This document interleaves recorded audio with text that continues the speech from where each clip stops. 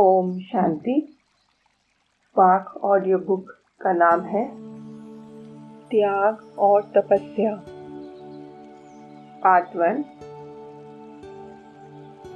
तुम सभी को ज्ञान कौन सा देते हो? त्रिमूर्ति का। जैसे त्रिमूर्ति का ज्ञान औरों को देते हो, वैसे अपने पास भी 3 बातों का ज्ञान रखना है। 3 बातें छोड़ो और 3 बातें धारण करो। अब ये 3 बातें छोड़ेंगे तब ही स्वरूप में स्थित होंगे, सर्विस में सफलता भी होगी।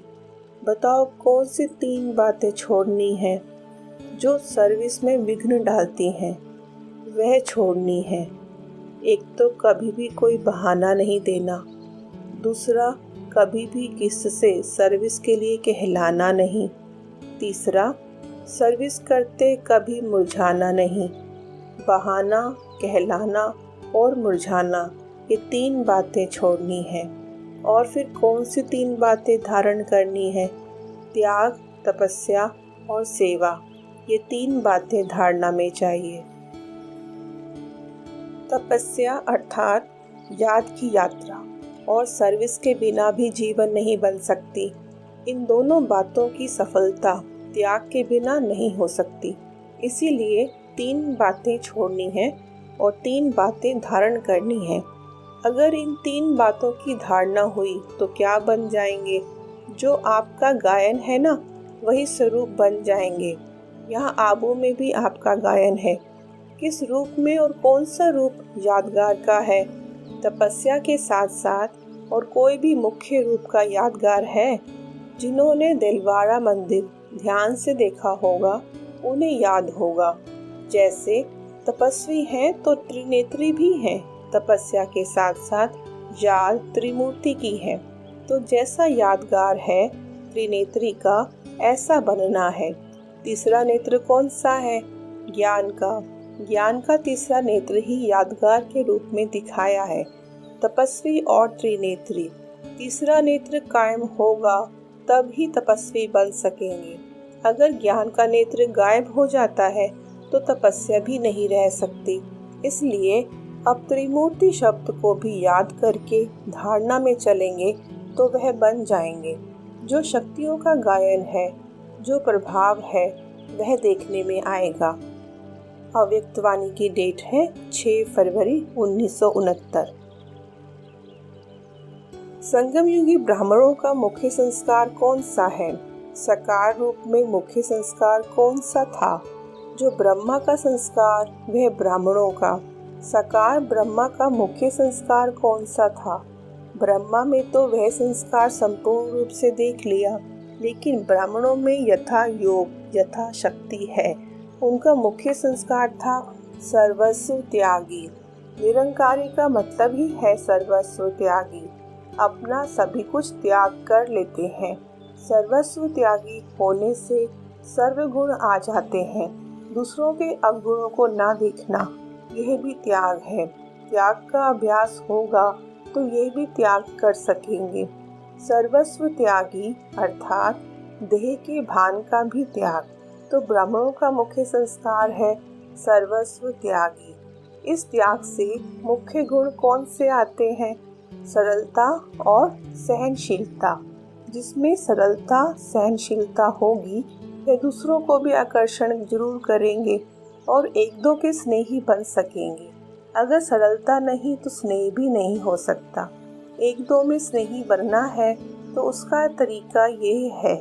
एक तो सर्वस्व त्यागी देह सहित। इस सर्वस्व त्यागी से सरलता, सहनशीलता आप पे ही आएगी। सर्वस्व त्यागी की यह निशानी होगी, सरलता और सहनशीलता। अव्यक्त वाणी की डेट है 17 अप्रैल 1969। बाप दादा का स्नेह बच्चों से कितना है? बाप दादा का स्नेह अविनाशी है और बच्चों का स्नेह कभी कैसा रहता है। एक रस नहीं है। कभी तो बहुत स्नेह मूर्त देखने में आते हैं, कभी स्नेह की मूर्ति की बजाय कौन सी मूर्त दिखाई पड़ती है? वह तो स्नेही है, वह तो स्नेही है, वह तो संकटमयी। अपने मूर्त को देखने लिए क्या अपने पास रखना चाहिए? दर्पण। दर्पण हर एक पास है। अगर दर्पण होगा तो अपना मुखड़ा देखते रहेंगे और देखने से जो भी कमी होगी उनको भरते रहेंगे। अगर दर्पण ही नहीं होगा तो कमी को भर नहीं सकेंगे। इसलिए हर वक्त अपने पास दर्पण रखना। लेकिन यह दर्पण ऐसा है जो आप समझेंगे हमारे पास है, परंतु बीच बीच में गायब भी हो जाता है। जादू मंत्र का दर्पण है, 1 सेकंड में गायब हो जाता है। दर्पण कैसे अविनाशी कायम रह सकता है? उसके लिए मुख्य क्वालिफिकेशन कौन सी होनी चाहिए? जो अर्पणमय होगा उनके पास दर्पण रहेगा। अर्पण नहीं तो दर्पण भी अविनाशी नहीं रह सकता। दर्पण रखने लिए पहले अपने को पूरा अर्पण करना पड़ेगा, जिसको दूसरे शब्दों में सर्वस्व त्यागी कहते हैं। सर्वस्व त्यागी के पास दर्पण होता है। अव्यक्ति मिलन भी वही कर सकता है जो अव्यक्ति स्थिति में हो। अव्यक्त वाणी की डेट है 17 मई 1969। नंबर 1 का मुख्य कर्तव्य है अपने जैसा नंबर 1 बनाना। कुमारियों को तो अभी एक और पेपर देना है।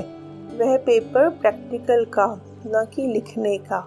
अभी तो 1 मास की ट्रेनिंग का रिजल्ट में नंबर 1 है, लेकिन फाइनल रिजल्ट में भी नंबर 1 आ सकती हैं। लेकिन उसके लिए कौन सी मुख्य बात बुद्धि में रखनी है? त्याग और सेवा तो है, एक और मुख्य बात है। सभी से बड़ा बलिदान कौन सा है और सभी से बड़ा त्याग कौन सा है? दूसरों के अवगुणों को त्याग करना, ये है बड़ा त्याग। अव्यक्त वाणी की डेट है 16 जून 1969। समय प्रति समय हर एक छोटा बड़ा अपनी शक्ति और सम्मान को रखने की कोशिश करता है, और आगे चलकर यह कुछ समस्या ज़्यादा सामने आने वाली है। इसलिए ही जो निमित्त बने हुए हैं उनको बहुत निर्माणचित बनना पड़ेगा। निर्माण अर्थात अपने मान का भी त्याग। त्याग से फिर और ही ज़्यादा भाग्य मिलता है। जितना आप त्याग करेंगे उतना और ही आपको सम्मान मिलेगा। जितना अपना सम्मान खुद रखवाने की कोशिश करेंगे उतना ही सम्मान गंवाने का कारण बन जाएंगे। इसलिए बालक और मालिक बने की सीढ़ी को जल्दी जल्दी उतरो और चढ़ो। इस अभ्यास को बढ़ाना है। अव्यक्त वाणी की डेट है 23 जुलाई 1969। निश्चय बुद्धि है वह विजयी है ही। बाप और स्वयं में निश्चय बुद्धि है तो विजय कहाँ जाएगी? निश्चय बुद्धि के पीछे पीछे विजय आती है। वह विजय के पीछे नहीं दौड़ते, विजय उनके पीछे दौड़ती है। हम विजयी बने इस संकल्प का भी वह त्याग कर लेते। ऐसे सर्वस्व त्यागी हो, सर्वस्व त्यागी और सर्व संकल्पों के त्यागी। सिर्फ सर्व संबंधों का त्याग नहीं, सर्व संकल्पों से भी त्यागी। यही संपूर्ण स्थिति है। अव्यक्त वाणी की डेट है 2 अप्रैल 1970। आज भट्टी का आरंभ करने के लिए बुलाया है। इस भट्टी में सर्वगुरु की धारणा मूर्त बनने के लिए व संपूर्ण ज्ञान मूर्त बनने के लिए आए हो। इसके लिए मुख्य 3 बातें ध्यान में रखना है। वह कौन सी? जिन 3 बातों से संपूर्ण ज्ञान मूर्त और सर्व गुण मूर्त बनकर ही जाओ। सारी नॉलेज का सार उन 3 शब्दों में समाया हुआ है। वे कौन से शब्द हैं? एक त्याग, दूसरा तपस्या और तीसरा है सेवा। इन 3 शब्दों की धारणा मूर्त बनना अर्थात संपूर्ण ज्ञान मूर्त और सर्व गुणों की मूर्त बनना। त्याग किसको कहा जाता है? निरंतर त्याग वृत्ति और तपस्या मूर्त बनकर हर सेकंड, हर संकल्प द्वारा हर आत्मा की सेवा करना है। ये सीखने के लिए भट्टी में आए हो। वैसे तो त्याग और तपस्या दोनों को जानते हो, फिर अभी क्या करने आए हो? कर्मों में लाने के लिए भल जानते हो, लेकिन अभी जो जानना है उस प्रमाण चलना, दोनों को समान बनाने के लिए आए हो। अभी जानने और चलने में अंतर है। इस अंतर को समाप्त करने के लिए भट्टी में आए हो। ऐसे तपस्वी मूर्त व त्याग मूर्त बनना है जो आपके त्याग और तपस्या की शक्ति के आकर्षण दूर से प्रत्यक्ष दिखाई दे। जैसे स्थूल अग्नि व प्रकाश अथवा गर्मी दूर से ही दिखाई देती है व अनुभव होती है, वैसे आपकी तपस्या और त्याग की झलक दूर से ही आकर्षण करे। हर कर्म में त्याग और तपस्या प्रत्यक्ष दिखाई दे, तब ही सेवा में सफलता पा सकेंगे। सिर्फ सेवाधारी बनकर सेवा करने से जो सफलता चाहते हो वह नहीं हो पाती है, लेकिन सेवाधारी बनने के साथ साथ त्याग और तपस्या मूर्त भी हो तब सेवा का प्रत्यक्ष फल दिखाई देगा। तो सेवाधारी तो बहुत अच्छे हो, लेकिन सेवा करते समय त्याग और तपस्या को भूल नहीं जाना है। तीनों का साथ होने से मेहनत कम और प्राप्ति अधिक होती है, समय कम सफलता अधिक। तो इन तीनों को साथ जोड़ना है, ये अच्छी तरह से अभ्यास करके जाना है। वर्तमान समय में नॉलेज की प्राप्ति अपने पुरुषार्थ की सफलता और सेवा में सफलता का अनुभव होता है। सफलता के आधार पर अपनी नॉलेज को जान सकते हो। तो भट्टी में आए हो चेक करने और कराने के लिए कि कहाँ तक नॉलेजफुल बने हैं। कोई भी पुराने संकल्प व संस्कार दिखाई ना दे, इतना त्याग सीखना है। मस्तक अर्थात बुद्धि की स्मृति व दृष्टि से सिवाय आत्मिक स्वरूप के और कुछ भी दिखाई ना दे व स्मृति में ना आए। ऐसे निरंतर तपस्वी बनना है। जिस भी संस्कार व स्वभाव वाले, चाहे रजोगुणी चाहे तमोगुणी आत्मा हो, संस्कार व स्वभाव के वश हो, आपकी पुरुषार्थ में परीक्षा के निमित्त बनी हुई हो, लेकिन हर आत्मा के प्रति सेवा अर्थात कल्याण का संकल्प व भावना उत्पन्न हो, ऐसे सर्व आत्माओं का सेवाधारी अर्थात कल्याणकारी बनना है। विशेषार्थ में विघ्न रूप होता है, वह कौन सा? कुमारों में ही संस्कार होता है जो कामनाओं को पूर्ण करने के लिए संस्कारों को रख देते हैं। जैसे जेब खर्च रखा जाता है ना, जैसे राजाओं की रजाई तो छूट गई, लेकिन फिर भी पर्श को नहीं छोड़ते। इसी रीति संस्कारों को कितना भी खत्म करते हैं, लेकिन जेब खर्च माफिक कुछ न कुछ किनारे रखते जरूर हैं। ये है मुख्य संस्कार। यहाँ भट्टी में जानते भी हैं और चलने की हिम्मत भी धारण करते हैं, लेकिन फिर भी माया, फिर भी पर्श की रीति से कहाँ न कहाँ किनारे में रह जाती है। समझा? तो इस भट्टी में सभी त्याग करके जाना। ये नहीं सोचना कि संपूर्ण तो अभी अंत में बनना है तो थोड़ा बहुत रहेगा ही, लेकिन नहीं। त्याग अर्थात त्याग, जेब खर्च माफिक अपने अंदर थोड़ा बहुत भी संस्कार रहने नहीं देना है। समझा? जरा भी संस्कार अगर रहा होगा तो वह थोड़ा संस्कार भी धोखा दिला देता है। इसलिए बिल्कुल जो पुरानी जायदाद है वे भस्म करके जाना, छिपा कर नहीं रखना। समझा? अच्छा। जैसे तपस्वी सदैव आसन पर बैठते हैं, वैसे अपनी एक रस आत्मा की स्थिति के आसन पर विराजमान रहो। इस आसन को नहीं छोड़ो, तब सिंहासन मिलेगा। ऐसा प्रयत्न करो जो देखते ही सबके मुख से एक ही आवाज निकले कि ये कुमार तो तपस्वी कुमार बनकर आए हैं। हर कर्मेंद्रिय से देह अभिमान का त्याग और आत्माभिमानी की तपस्या प्रत्यक्ष रूप में दिखाई दे, क्योंकि ब्रह्मा की स्थापना का कार्य तो चल ही रहा है, ईश्वरीय पालना का कर्तव्य भी चल ही रहा है। अब लाइफ में तपस्या द्वारा अपने विकर्मों और हर आत्मा के तमोगुण और प्रकृति के तमोगुणी संस्कारों को भस्म करने का कर्तव्य चलना है। अब समझा कि कौन से कर्तव्य का अभी समय है। तपस्या द्वारा तमोगुण को भस्म करने का, जैसे अपने चित्रों में शंकर का रूप विनाशकारी अर्थात तपस्वी रूप दिखाते हैं, ऐसे एक रस स्थिति के आसन पर स्थित हो तपस्वी रूप अपना प्रत्यक्ष दिखाओ। अव्यक्त वाणी की डेट है 19 अप्रैल 1971। अपने को वृक्षपति की संतान समझते हो? वृक्ष की निशानी भक्ति मार्ग में भी चली आती है। जब तपस्वी तपस्या करते हैं तो वृक्ष के नीचे तपस्या करते हैं। इसका रहस्य क्या है? वृक्ष के नीचे तपस्या क्यों करते हैं? उसका कारण क्या है? ये शुरू क्यों हुआ? इसका बेहद का रहस्य क्या है? इस सृष्टि रूपी वृक्ष में भी आप लोगों का निवास स्थान कहाँ है? वृक्ष के नीचे जड़ में बैठे हो ना। चित्र जो अभी ज्ञान सहित बनाए जाते हैं वही फिर यादगार भक्ति मार्ग में चलता रहता है। वृक्ष के चित्र में दूर से क्या दिखाई देता है? तपस्वी तपस्या कर रहे हैं, जैसे वृक्ष के नीचे तपस्वी बैठे हैं। वृक्ष के नीचे बैठने से ऑटोमेटिकली वृक्ष की नॉलेज सारी बुद्धि में आ जाती है।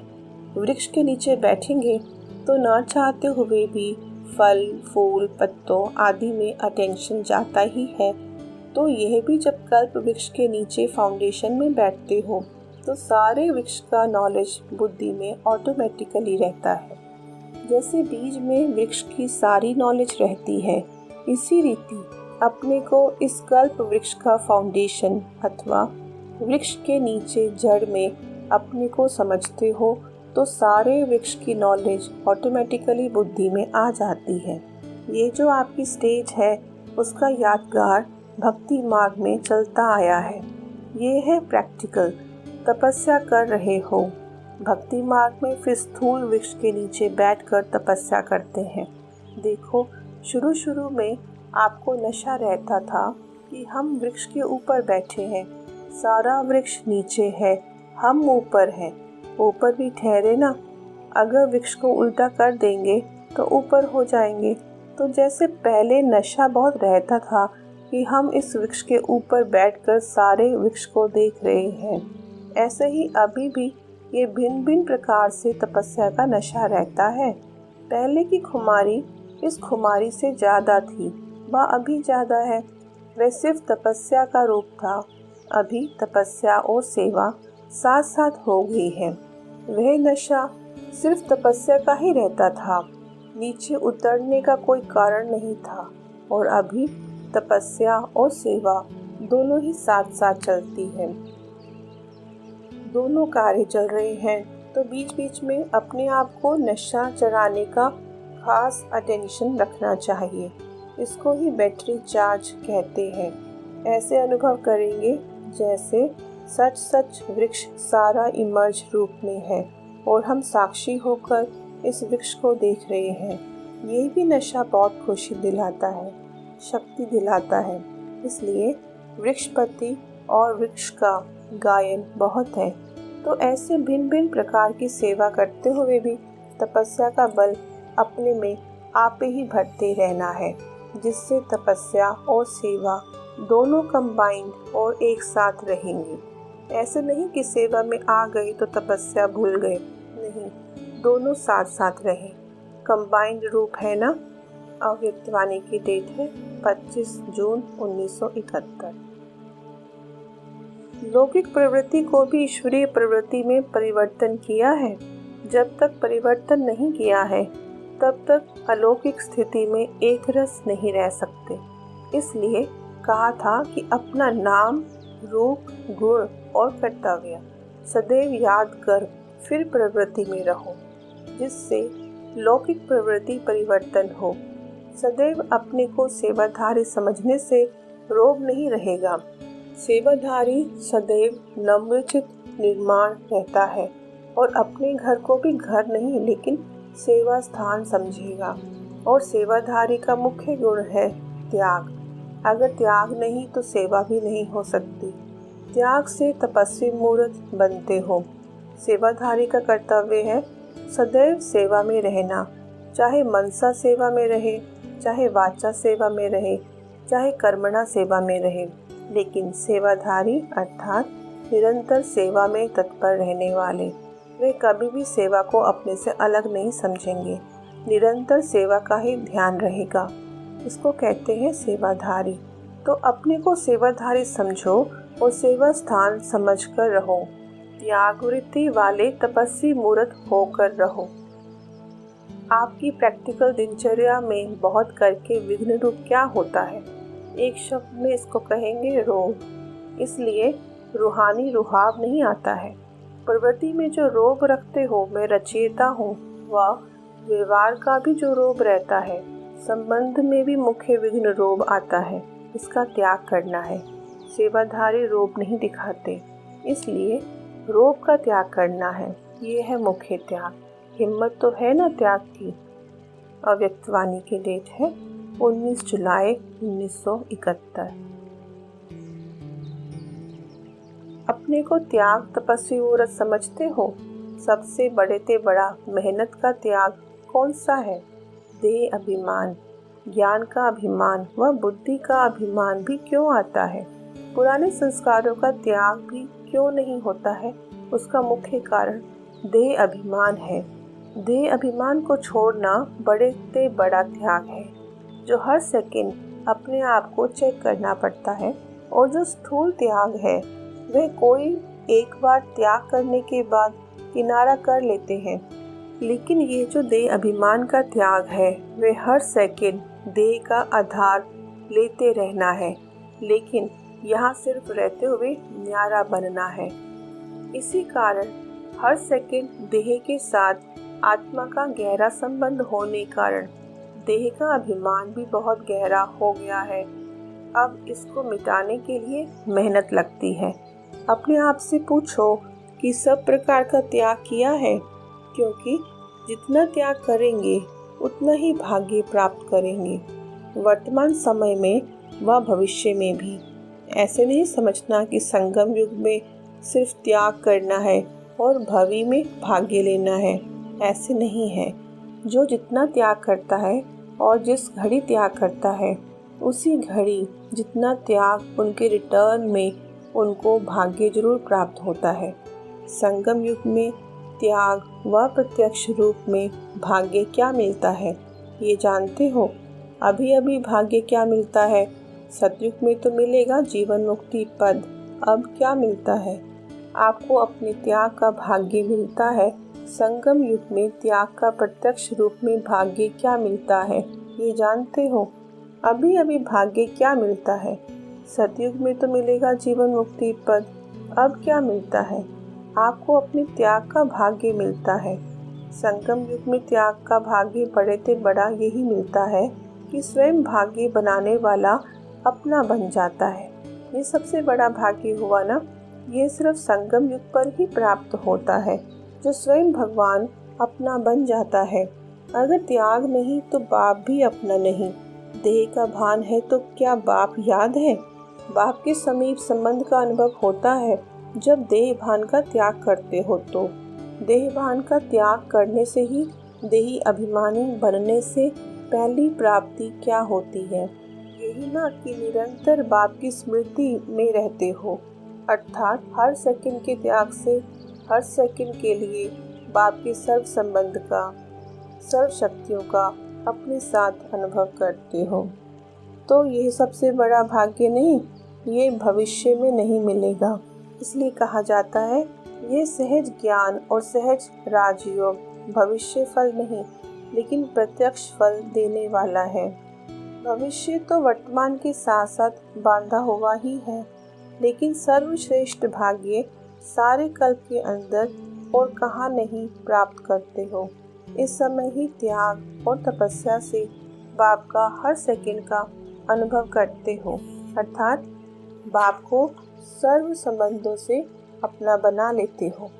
पुकार ये नहीं करते थे, पुकारते तो कुछ और थे, लेकिन प्राप्ति क्या हो गई? जो न संकल्प न स्वप्न में था वे प्राप्ति हो रही है ना। तो जो न संकल्प न स्वप्न में बात हो वे प्राप्त हो जाए, इसको कहा जाता है भाग्य। जो चीज़ मेहनत से प्राप्त होती है उसको भाग्य नहीं कहा जाता है। स्वतः ही मिलने का असंभव से संभव हो जाता है। न उम्मीदवार से उम्मीदवार हो जाते हैं, इसलिए इसको कहा जाता है भाग्य। सदैव ये सोचो कि अगर देह भान का त्याग नहीं करेंगे, अर्थात देह अभिमानी नहीं बनेंगे, तो भाग्य भी अपना नहीं बना सकेंगे, अर्थात संगम युग का जो श्रेष्ठ भाग्य है उनसे वंचित रहेंगे। अगर मानो सारे दिन में कुछ समय देह अभिमान का त्याग रहता है और कुछ समय नीचे रहते हैं, अर्थात देह के भान का त्याग नहीं, तो उतना ही संगम युग में श्रेष्ठ भाग्य से वंचित होते हैं। भाग्य बनाने वाला बाप जब हर सेकंड भाग्य बनाने की विधि सुना रहे हैं, तो क्या करना चाहिए? उसी विधि से सर्व सिद्धियों को प्राप्त करना चाहिए। विधि को न अपनाने कारण क्या रिजल्ट होती है? न अवस्था की वृद्धि होती है और न सर्व प्राप्तियों की सिद्धि होती है। तो क्या करना चाहिए? विधाता द्वारा मिली हुई विधियों को सदा अपनाना चाहिए, जिससे वृद्धि भी होगी और सिद्धि भी होगी। तो चेक करो, संकल्प के रूप में व्यर्थ संकल्प का कहाँ तक त्याग किया है। वृत्ति सदा भाई भाई की रहनी चाहिए, उस वृत्ति को कहाँ तक अपनाया है। और देह में देहधारीपन की वृत्ति का कहाँ तक त्याग किया है। तो जिससे स्नेह होता है, तो स्नेही के स्नेह में त्याग कोई बड़ी बात नहीं होती है। विकारों के स्नेह में आकर अपनी शुद्ध बुद्ध का भी त्याग, तो अपने शरीर का भी त्याग किया।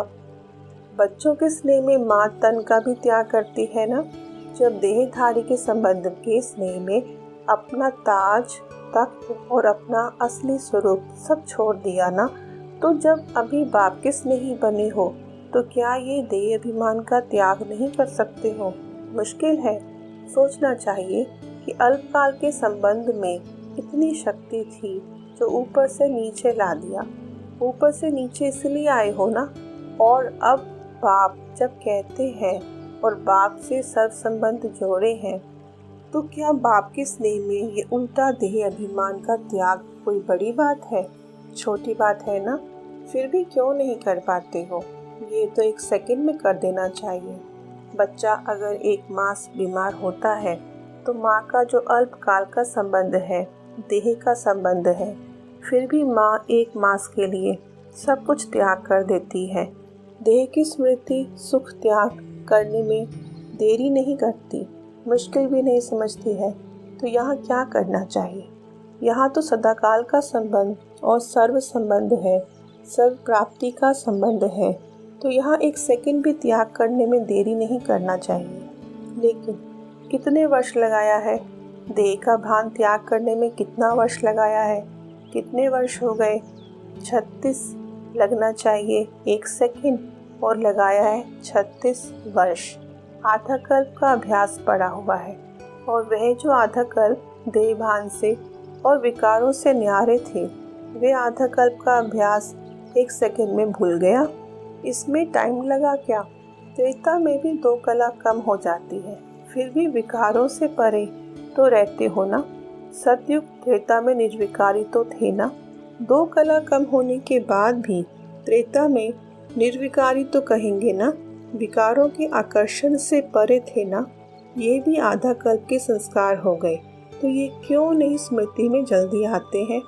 संगम युग में लौकिक सुहाग का त्याग श्रेष्ठ भाग्य की निशानी है। आत्मा की प्रवृत्ति में ये संबंध नहीं है। प्रवृत्ति में संबंध में तो नहीं आती हो। अगर प्रवृत्ति में रहे आत्मा के संबंध में रहती हो, तो अपना डबल भाग्य बना सकती हो। प्रवृत्ति में रहते देह के संबंध से न्यारी रहती हो, तो प्रवृत्ति में रहने वाले ऐसा भाग्य बना रहे हो। अव्यक्तवाणी की डेट है 15 मार्च 1972। स्वयं के त्याग से औरों का भाग्य बनता है। जहाँ स्वयं का त्याग नहीं, वहाँ औरों का भाग्य नहीं बनता। बाप ने स्वयं का त्याग किया, तभी तो आप अनेक आत्माओं का भाग्य बना। तो शुरू की स्थिति में स्वयं के सभी सुखों का त्याग था, इससे ये भाग्य बने। अब जितना त्याग उतना भाग्य बना रहे हो औरों का, इसलिए वारिस छिप गए हैं। तो अब फिर से वही महादानी बनने का संस्कार वह सदा सर्व प्राप्ति होते हुए भी और सर्व साधन होते हुए भी साधन में ना आओ, साधना में रहो। अभी साधना कम है, साधन ज़्यादा है। पहले साधन कम थे, साधना ज़्यादा थी। इसलिए अभी निरंतर उस साधना में रहो, अर्थात साधन होते हुए भी त्याग वृत्ति में रहो, जिससे थोड़े समय में ऊंची आत्माओं का भागी बना सको। बाप दादा सभी के हाथ में अब आत्माओं के भाग्य की रेखा लगाने की अथॉरिटी दी है, तो ऐसा ना हो कि अपने त्याग की कमी के कारण अनेक आत्माओं के भाग्य की रेखा संपन्न ना कर सको। बहुत जिम्मेवारी है। अव्यक्त वाणी की डेट है 8 मई 1973। आप हर एक लाइट हाउस और माइट हाउस की स्थिति में होंगे तो एक स्थान पर स्थित होते हुए भी विश्व के चारों ओर अपनी लाइट और माइट देने का कर्तव्य करेंगे। इसमें भी विश्व महाराजन बनने वाले लाइट और माइट हाउस होंगे। राजपद पाने वालों के संपर्क में आने वाले साहूकार व प्रजा लाइट हाउस नहीं होगी, बल्कि लाइट स्वरूप होगी। लाइट और माइट हाउस दोनों में अंतर है। विश्व महाराजन बनने के लिए जब तक विश्व सेवक नहीं बने हैं तब तक विश्व महाराजन नहीं बन सकते। विश्व महाराजन बनने के लिए 3 स्टेजेस से पार करना पड़ता है। पहली स्टेज 1 सेकंड में बेहद का त्यागी, सोच करते समय गंवाने वाले नहीं, लेकिन झट से और एक धक से बाप पर बलिहार जाने वाले। दूसरी बात बेहद के निरंतर अथक सेवाधारी, और तीसरी बात सदैव बेहद के वैराग्य वृत्ति वाले। बेहद के त्यागी, बेहद के सेवाधारी और बेहद के वैरागी, इन तीनों स्टेजेस से पार करने वाले ही विश्व महाराजन बन सकते हैं। साथ ही अंत में लाइट हाउस और माइट हाउस बन सकते हैं। अपने आप को चेक करो कि तीनों स्टेजेस में से कौन सी स्टेज तक पहुँचे हैं। स्वयं ही स्वयं का जज बनो। धर्म राजपुरी में जाने से पहले जो स्वयं का जज बनता है वही धर्म राजपुरी की सजा से बच जाता है। अव्यक्त वाणी की डेट है 29 जुलाई 1975। जब पुराने वृक्ष को बीमारी लग गई, जर्जरीभूत हो गया, तो अब नया वृक्ष आरोपण आप आधार मूर्तियों द्वारा ही होगा। ब्राह्मण हैं ही नए वृक्ष की जड़ें, अर्थात फाउंडेशन। आप हो फाउंडेशन। तो देखा कि फाउंडेशन कितना पावरफुल निमित्त बना हुआ है। ब्रह्मा बाप को चारों ओर की दुर्दशा देखते हुए संकल्प आया कि अभी अभी बच्चों के तपस्वी रूप द्वारा योग अग्नि द्वारा इस पुराने वृक्ष को भस्म कर लें। इतने में तपस्वी रूप ब्राह्मण व रूहानी सेना इमर्ज की। सब तपस्वी रूप में अपने अपने यथाशक्ति फोर्स लगा रहे थे। योग्य अग्नि प्रज्वलित हुई दिखाई दे रही थी। संगठन रूप में योग अग्नि का प्रभाव अच्छा जरूर था, लेकिन विश्व के विनाश अर्थ विशाल रूप नहीं था। फोर्स था, लेकिन फुल फोर्स नहीं था, अर्थात सर्व ब्राह्मणों के नंबर अनुसार यथाशक्ति फुल स्टेज, जो हर ब्राह्मण को अपने अपने नंबर प्रमाण संपूर्ण अर्थात फुल स्टेज प्राप्त करनी थी, उसमें फुल नहीं थे, अर्थात संपन्न नहीं थे। इसलिए फुल फोर्स नहीं था जो एक धक से विनाश हो जाए, वह पुराना वृक्ष भस्म हो जाए। अब क्या करेंगे? ब्रह्मा बाप को संकल्प को साकार में लाओ। बाप स्नेही बन इस विशाल कार्य में सहयोगी बनो। लेकिन कब नहीं, अभी से ही स्वयं को संपन्न बनाओ। समझा? अच्छा। अव्यक्त वाणी की डेट है 19 अक्टूबर 1975। टीचर्स अर्थात सेवाधारी। सेवाधारी अर्थात त्याग और तपस्वी मूर्त। टीचर्स को अपने अंदर महीन रूप से चेकिंग करनी चाहिए, मोटे रूप से नहीं बल्कि महीन रूप से। वह यही है कि सारे दिन में सर्व प्रकार के त्याग मूर्त रहे, अथवा कहीं त्याग मूर्त की बजाय कोई भी साधन व कोई भी वस्तु को स्वीकार करने वाले बने। जो त्याग मूर्त होगा वे कभी भी कोई वस्तु स्वीकार नहीं करेगा। जहाँ स्वीकार करने का संकल्प आया तो वहाँ तपस्या भी समाप्त हो जाएगी। त्याग तपस्या मूर्त जरूर बनावेगा। जहाँ त्याग और तपस्या खत्म, वहाँ सेवा भी खत्म। बाहर से कोई कितने भी रूप से सेवा करे, परंतु त्याग और तपस्या नहीं तो सेवा की भी सफलता नहीं। कई टीचर सोचती हैं कि सर्विस में सफलता क्यों नहीं, सर्विस में वृद्धि ना होना वह तो और बात है, परंतु विधि पूर्वक चलना ये है सर्विस की सफलता। तो वह तब होगी जब त्याग और तपस्या होगी। मैं टीचर हूँ, मैं इंचार्ज हूँ, मैं ज्ञानी हूँ या योगी हूँ, ये स्वीकार करना, इसको भी त्याग नहीं कहेंगे। दूसरा भले ही कहे, परंतु स्वयं को स्वयं ना कहे। अगर स्वयं को स्वयं कहते हैं तो इसको भी स्व अभिमान ही कहेंगे। तो त्याग की परिभाषा साधारण नहीं, ये मोटे रूप का त्याग तो प्रजा बनने वाली आत्माएं भी करती हैं, परंतु जो निमित्त बनते हैं उनका त्याग महीन रूप में है। कोई भी पोजीशन को या कोई भी वस्तु को किसी व्यक्ति द्वारा भी स्वीकार न करना, ये है त्याग। नहीं तो कहावत है कि जो सिद्धि को स्वीकार करते तो वह करामत खैर खुदाई। तो यहाँ भी कोई सिद्धि को स्वीकार किया जो ज्ञान योग से प्राप्त हुआ, मान व शान, तो यह भी विधि का सिद्धि स्वरूप प्रारब्ध ही है। तो इनमें भी किसी को भी स्वीकार करना अर्थात सिद्धि को स्वीकार करना हुआ। जो सिद्धि को स्वीकार करता है उसकी प्रारब्ध यहाँ ही खत्म, फिर उसका भविष्य नहीं बनता। तो टीचर्स की चेकिंग बड़ी महीन रूप से हो, सेवाधारी के नाते से त्याग और तपस्या निरंतर हो। तपस्या अर्थात एक बाप की लगन में रहना। कोई भी अल्पकाल के प्राप्त हुए भाग्य में यदि बुद्धि का झुकाव है तो वह सेवा में सफलता मूर्त नहीं बन सकता। सफलता मूर्त बनने के लिए त्याग और तपस्या चाहिए। त्याग का मतलब यह नहीं कि संबंध छोड़ यहाँ आकर बैठे, नहीं, महिमा का भी त्याग, मान का भी त्याग और प्रकृति दासी का भी त्याग, यह है त्याग। फिर देखो, मेहनत कम सफलता ज़्यादा निकलेगी। अभी मेहनत ज़्यादा सफलता कम क्यों? क्योंकि अभी इन दोनों बातों में अर्थात त्याग और तपस्या की कमी है।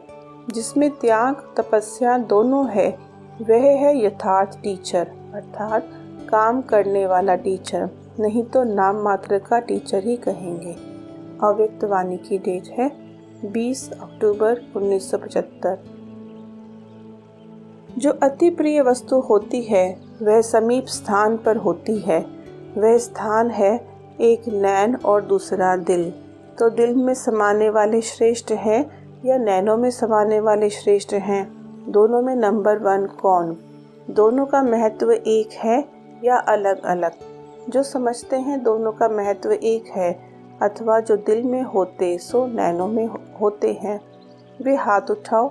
जो समझते हैं कि दोनों का महत्व अलग अलग है, नैनों में समाने वाले अलग, दिल में समाने वाले अलग, वे हाथ उठाओ। एक होते हुए भी अलग अलग महत्व है, इसलिए दोनों ही ठीक हैं। जब इतने त्यागी और तपस्वी बच्चे अपने अनेक धर्मों और अपनी देह के धर्म के कर्म में हर एक रस्म का त्याग कर बाप दादा की याद की तपस्या में लगे हुए हैं, ऐसे त्यागी और तपस्वी बच्चों को फेल कैसे कर सकते हैं? इसलिए सदा पास हैं। अव्यक्त वाणी की डेट है 5 जनवरी 1977। टीचर्स अर्थात सेवाधारी। सेवा में सफलता का मुख्य साधन है त्याग और तपस्या। दोनों में से अगर एक की भी कमी है तो सेवा की सफलता में भी इतने % कमी होती है।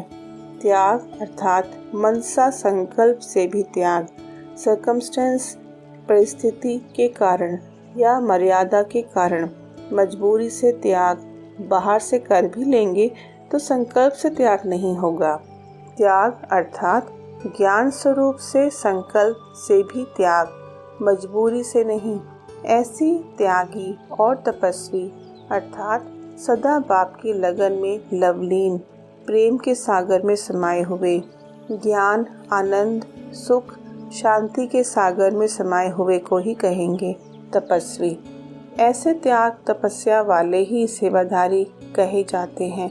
ऐसे सेवाधारी होना त्याग ही भाग्य है। बिना त्याग के भाग्य नहीं बन सकता। इसको कहा जाता है टीचर। तो नाम और काम दोनों टीचर के हैं। केवल नाम टीचर का नहीं। टीचर अर्थात पोजीशन नहीं, लेकिन सेवाधारी। टीचर्स अर्थात सभी को पोजीशन दिलाने वाली, ना कि पोजीशन समझ उसमें अपने को नामधारी टीचर समझने वाली। जैसे कहा जाता है देना, देना नहीं लेकिन लेना है। ऐसे ही टीचर अपने पोजीशन का त्याग करती है, तो यही भाग्य लेना है। अच्छा, अव्यक्तवाणी की डेट है 12 जनवरी 1970। अपने को ब्रह्मा मुखवंशावली ब्राह्मण समझते हो ना। ब्राह्मणों का धर्म और कर्म क्या है वे जानते हो। धर्म अर्थात मुख्य धारणा है संपूर्ण पवित्रता। संपूर्ण पवित्रता की परिभाषा जानते हो। संकल्प व स्वप्न में भी अपवित्रता का अंश मात्र भी ना हो। ऐसी श्रेष्ठ धारणा करने वाले ही सच्चे ब्राह्मण कहलाते हैं। इसी धारणा के लिए ही गायन है, प्राण जाए पर धर्म ना जाए। ऐसी हिम्मत, ऐसा दृढ़ निश्चय करने वाले अपने को समझते हो। किसी भी प्रकार की परिस्थिति में अपने धर्म अर्थात धारणा के प्रति कुछ त्याग करना पड़े, सहन करना पड़े, सामना करना पड़े, साहस रखना पड़े, तो खुशी खुशी से करेंगे, पीछे हटेंगे नहीं, घबराएंगे नहीं। त्याग को त्याग न समझ भाग्य अनुभव करना, इसको कहा जाता है सच्चा त्याग। अगर संकल्प में, वाणी में भी इस भावना का बोल निकलता है कि मैंने ये त्याग किया, तो उसका भाग्य नहीं बनता। जैसे भक्ति मार्ग में भी जब बलि चढ़ाते हैं, तो वे बलि चढ़ाने वाला पशु जरा भी आवाज करता या चिल्लाता है तो वह महाप्रसाद नहीं माना जाता, वह बलि नहीं मानी जाती। ये भी अभी का यादगार चल रहा है। अगर त्याग करने के साथ ये संकल्प उठा कि मैंने त्याग किया, नाम मान शान का आया, तो वे त्याग नहीं, उसे भाग्य नहीं कहेंगे। ऐसी धारणा वाले ही सच्चे ब्राह्मण कहलाते हैं। अव्यक्तवाणी की डेट है 28 जनवरी 1970। बाप दादा श्रेष्ठ आत्माओं को सदा श्रेष्ठ नजर से देखते हैं, श्रेष्ठ तकदीर की रेखाएं देखते हैं। यही आत्माएं विश्व के सामने चमकते हुए सितारे हैं। विश्व आपके कल्प पहले वाले संपन्न स्वरूप, पूज्य स्वरूप का सुमिरन कर रहा है। इसलिए अपने संपन्न स्वरूप प्रैक्टिकल में प्रख्यात करो। बीती हुई कमजोरियों पर फुल स्टॉप लगाओ, तब संपन्न रूप का साक्षात्कार होगा। सब पुराने संस्कार और स्वभाव दृढ़ संकल्प रूपी आहुति से समाप्त करो। दूसरों की कमजोरी की नकल मत करो। अवगुण धारण करने वाली बुद्धि का नाश करो। दिव्य गुण धारण करने वाली सत्व प्रधान बुद्धि धारण करो। अधिकारी और सत्कारी दोनों का बैलेंस बराबर रखना है। दूसरों की कमजोरी को विस्तार में नहीं लाओ और अपनी कमजोरी को छुपाओ नहीं। सफलता में स्वयं और असफलता में दूसरों को दोषी मत बनाओ। शान और मान का त्याग, साधनों का त्याग, यही महान त्याग है। अव्यक्तवाणी की डेट है 5 फरवरी 1970। जैसे बाप नाम रूप से न्यारे हैं, तो सबसे अधिक नाम का गायन बाप का है। वैसे ही अल्पकाल के नाम और मान से न्यारे बनो, तो सदा काल के लिए सर्व के प्यारे स्वतः बन जाएंगे। नाम और मान के भिखारीपन का अंश मात्र भी त्याग करो। ऐसे त्यागी विश्व के भाग्य विधाता बन सकते। कर्म का फल खाने के अभ्यासी ज़्यादा हैं, इसलिए कच्चा फल खा लेते हैं, जमा होने अर्थात पकने नहीं देते। कच्चा फल खाने से क्या होता है, कोई न कोई हलचल हो जाएगी। ऐसे ही स्थिति में हलचल हो जाती है। कर्म का फल तो स्वतः ही आपके सामने संपन्न स्वरूप में आएगा। एक श्रेष्ठ कर्म करने का 100 गुना संपन्न फल के स्वरूप में आएगा, लेकिन अल्पकाल की इच्छा मात्रम अविद्या हो। त्याग करो तो भाग्य आप ही आपके पीछे आएगा। इच्छा अच्छा कर्म समाप्त कर देती है, इसलिए इच्छा मात्रम अविद्या। इस विद्या की अविद्या। अव्यक्तवाणी की डेट है 27 नवंबर 1978। बाप दादा अपने त्याग मूर्त बच्चों को देख रहे हैं। एक ब्राह्मण आत्मा त्याग स्वरूप है, लेकिन जैसे भाग्य का सुनाया ना कि एक बाप के बच्चे होते एक जैसा भाग्य का वर्षा मिलते, संभालने और बढ़ाने के आधार पर नंबर बन जाते हैं। ऐसे संभालने और बढ़ने के आधार पर नंबर बन जाते हैं। त्याग किया, त्याग मूर्त तो सभी बने, लेकिन त्याग की परिभाषा बड़ी गोये है। कहने में तो सभी एक बात कहते कि तन मन धन संबंध सबका त्याग कर लिया, लेकिन तन का त्याग अर्थात देह के भान का त्याग, तो देह के भान का त्याग हो गया है, वह हो रहा है। त्याग का अर्थ है किसी भी चीज को व बात को छोड़ दिया, अपनेपन से किनारा कर लिया, अपना अधिकार समाप्त हुआ। जिसके प्रति त्याग किया वह वस्तु उसकी हो गई, जिस बात का त्याग किया वह वस्तु उसकी हो गई। जिस बात का त्याग किया उसका फिर संकल्प भी नहीं कर सकते, क्योंकि त्याग की हुई बात, संकल्प द्वारा प्रतिज्ञा की हुई बात फिर से वापस नहीं ले सकते। जैसे हद के सन्यासी अपने घर का संबंध का त्याग करके जाते हैं और अगर फिर वापस आ जाएं, तो उसको क्या कहा जाएगा? नियम प्रमाण वापस नहीं आ सकते। ऐसे आप ब्राह्मण बेहद के सन्यासी व त्यागी हो।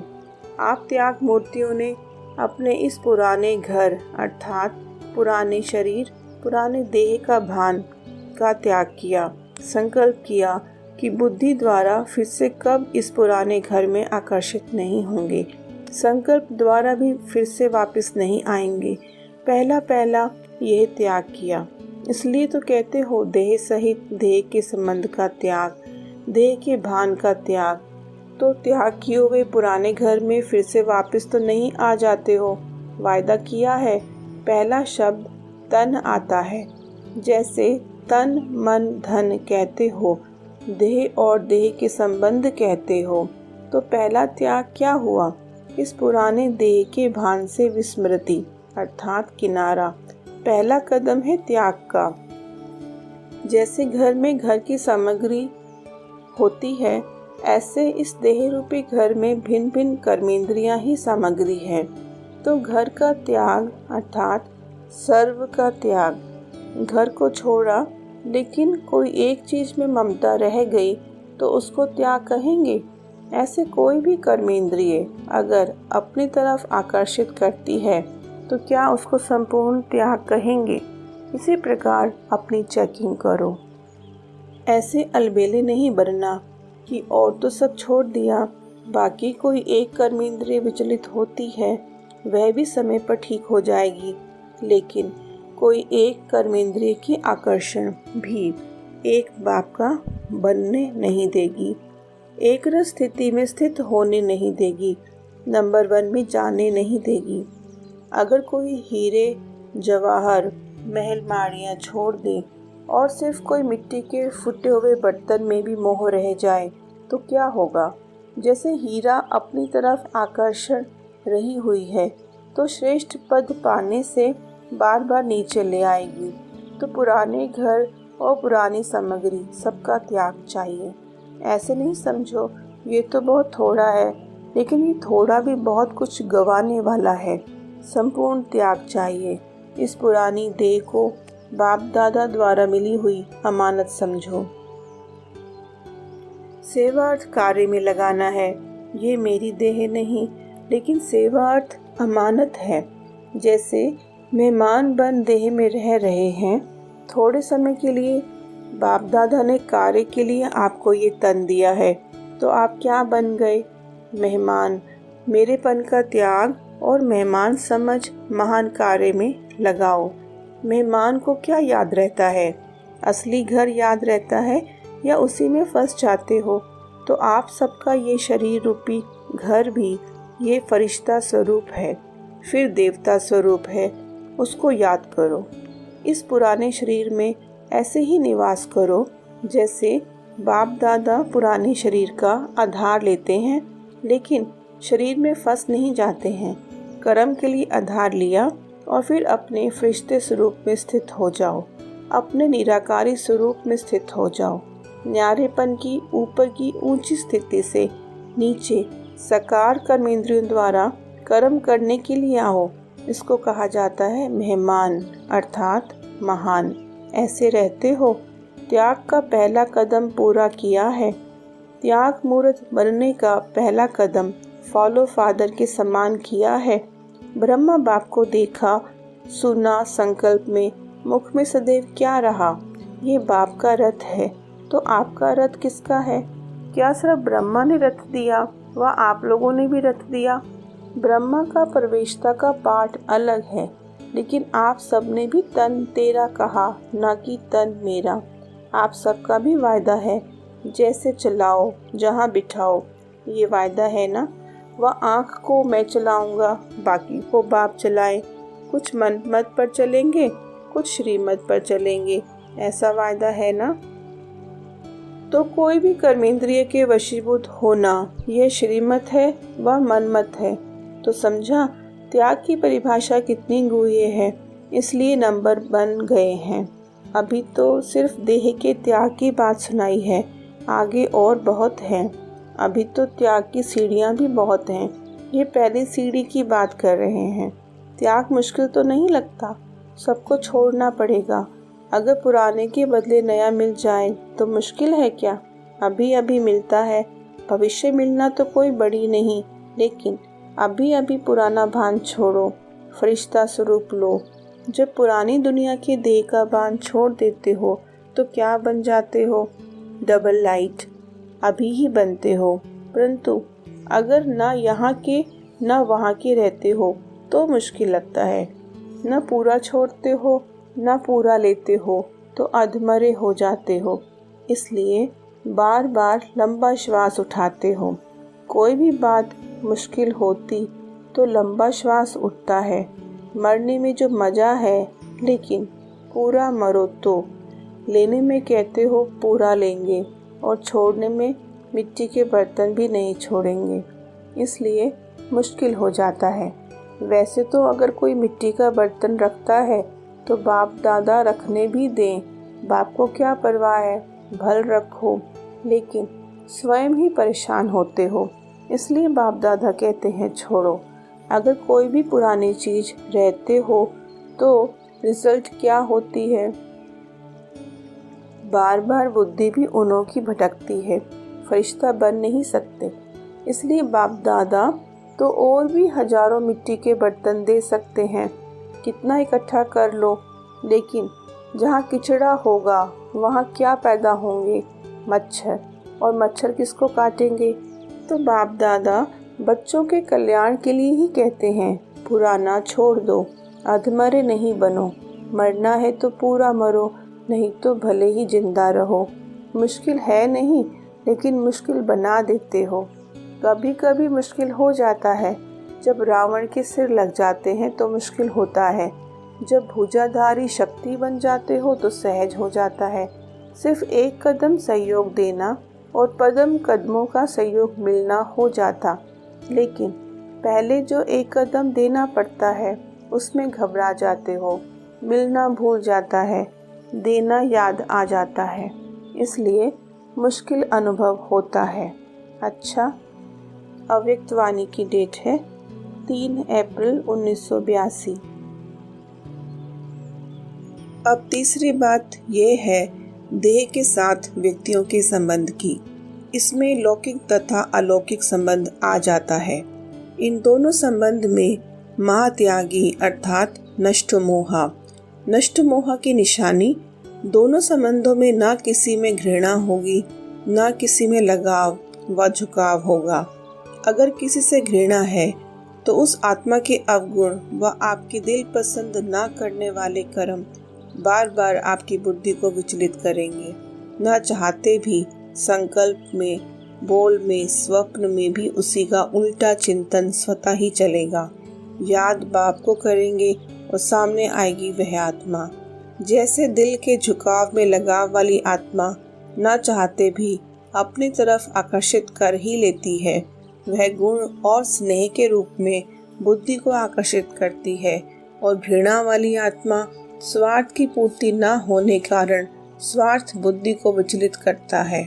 जब तक स्वार्थ पूरा नहीं होता तब तक उस आत्मा के साथ विरोधी संकल्प व कर्म का हिसाब समाप्त नहीं होता। घृणा का बीज है स्वार्थ का रॉयल स्वरूप।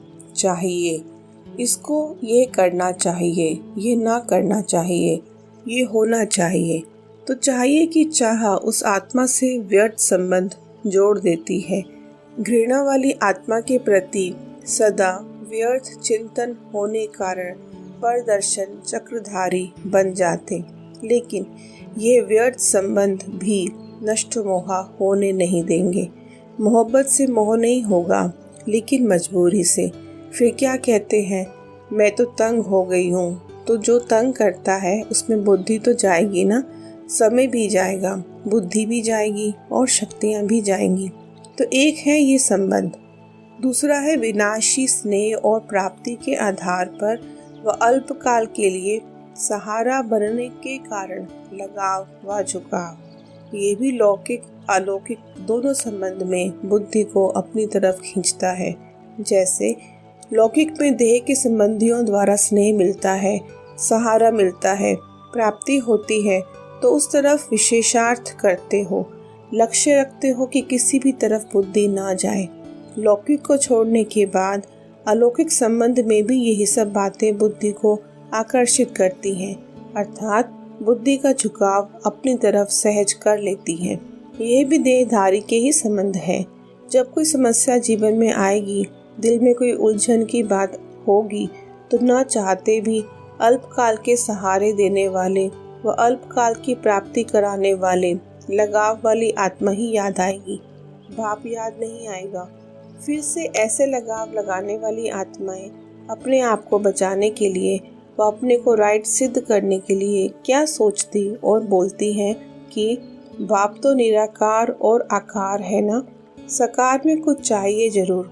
लेकिन ये भूल जाती हैं अगर एक बाप से सर्व प्राप्ति का संबंध, सर्व संबंधों का अनुभव और सदा सहारे दाता का अटल विश्वास है, निश्चय है, तो बाप दादा निराकार आकार होते भी स्नेह के बंधन में बांधे हुए हैं, साकार रूप की भासना देते हैं। अनुभव न होने के कारण नॉलेज द्वारा ये समझा है कि सर्व संबंध एक बाप से रखने हैं, लेकिन जीवन में सर्व संबंधों को नहीं लाया है, इसीलिए साक्षात सर्व संबंध की अनुभूति नहीं कर पाते हैं। जब भक्ति मार्ग में भक्त माला की शिरोमणि मीरा को भी साक्षात्कार नहीं लेकिन साक्षात अनुभव हुआ, तो क्या ज्ञान सागर के डायरेक्ट ज्ञान स्वरूप बच्चों को साकार रूप में सर्व प्राप्ति के आधार मूर्त सदा सहारे दाता बाप का अनुभव नहीं हो सकता? तो फिर सर्वशक्तिवान को छोड़ यथाशक्ति आत्माओं को सहारा क्यों बनाते हो? ये भी एक गुह्य कर्मों का हिसाब बुद्धि में रखो। कर्मों का हिसाब कितना गुह्य है इसको जानो। किसी भी आत्मा द्वारा अल्पकाल का सहारा लेते हो व प्राप्ति का आधार बनाते हो, उसी आत्मा की तरफ बुद्धि का झुकाव होने के कारण कर्मातीत बनने के बजाय कर्मों का बंधन बन जाता है। एक ने दिया, दूसरे ने लिया, तो आत्मा का आत्मा से लेन देन हुआ, तो लेन देन का हिसाब बना व समाप्त हुआ। उस समय अनुभव ऐसे करेंगे जैसे कि हम आगे बढ़ रहे हैं, लेकिन वे आगे बढ़ना नहीं, लेकिन कर्म बंधन के हिसाब का खाता जमा किया। रिजल्ट क्या होगी? कर्म बंधनी आत्मा बाप से संबंध का अनुभव कर नहीं सकेगी। कर्म बंधन के बोझ वाली आत्मा याद की यात्रा में संपूर्ण स्थिति का अनुभव कर नहीं सकेगी। वह याद के सब्जेक्ट में सदा कमजोर होगी। नॉलेज सुनने और सुनाने में भल होशियार सेंसिबल होगी, लेकिन इसेंसफुल नहीं होगी, सर्विसेबल होगी लेकिन विघ्न विनाशक नहीं होगी। सेवा की वृद्धि कर लेंगे लेकिन विधि पूर्वक वृद्धि नहीं होगी। इसलिए ऐसी आत्माएं कर्म बंधन के बोझ कारण स्पीकर बन सकती हैं लेकिन स्पीड में नहीं चल सकती, अर्थात उड़ती कला की स्पीड का अनुभव नहीं कर सकती। तो ये भी दोनों प्रकार के देह के संबंध हैं जो महात्यागी नहीं बनने देंगे। तो सिर्फ पहले इस देह के संबंध को चेक करो। किसी भी आत्मा से, चाहे घृणा के संबंध में, चाहे प्राप्ति व सहारे के संबंध से लगाव तो नहीं है, अर्थात बुद्धि का झुकाव तो नहीं है। बार बार बुद्धि का जाना व झुकाव सिद्ध करता है कि बोझ है, बोझ वाली चीज झुकती है तो ये भी कर्मों का बोझ बनता है। इसलिए बुद्धि का झुकाव ना चाहते भी वहाँ ही होता है। समझा? अभी तो एक देह के संबंध की बात सुनाई, तो अपने आप से पूछो कि देह के संबंध का त्याग किया व लौकिक से त्याग कर अलौकिक में जोड़ लिया। कर्मातीत बनने वाली आत्माएं इस कर्म के बंधन का भी त्याग करो। तो ब्राह्मणों के लिए संबंध का त्याग ही त्याग है। तो समझा? त्याग की परिभाषा अभी और आगे सुनाएंगे। ये त्याग का सप्ताह कोर्स चल रहा है। आज का पाठ पक्का हुआ। ब्राह्मणों की विशेषता है ही महात्यागी। त्याग के बिना भाग्य पा नहीं सकते। ऐसे तो नहीं समझते ब्रह्मा कुमार कुमारी हो गए तो त्याग हो गया। ब्रह्मा कुमार ब्रह्मा कुमारी के लिए त्याग की परिभाषा गुह्य हो जाती है। समझा? अच्छा, अव्यक्त वाणी की डेट है 8 अप्रैल 1982। ओम शांति।